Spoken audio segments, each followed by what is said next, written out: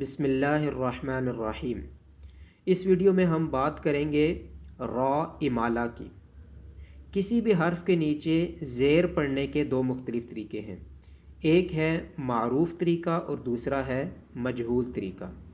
مجہول طریقہ وہ طریقہ ہے جس کو ہم اردو میں کسی حرف کے نیچے زیر پڑھتے ہوئے پڑھتے ہیں، جیسے محفل نعت، ہم بولتے ہیں محفل نعت، لام کے نیچے ہم نے زیر بولنی ہوتی ہے تو ہم بولتے ہیں محفل نعت، محفل لی نہیں بولتے ہم۔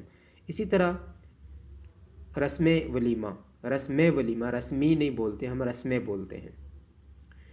لیکن جب عربی میں ہم نے کسی حرف کے نیچے زیر پڑھنی ہوتی ہے تو اس کو معروف پڑھا جاتا ہے، جیسے بسم اللہ، بسمی پڑھتے ہم، بسم نہیں پڑھتے۔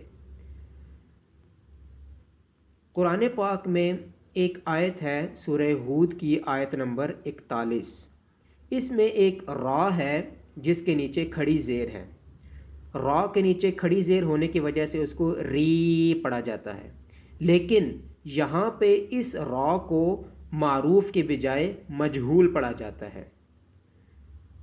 اس مجہول را کو امالۃ الرا بولتے ہیں، قرأت حفص میں اس کو مجہول پڑھا جاتا ہے۔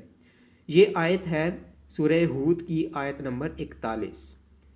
بسم اللہ الرحمن الرحیم، وقال اركبوا فيها بسم الله مجريها ومرساها، اس کو مجرے پڑھا جائے گا، مجری نہیں پڑھا جائے گا۔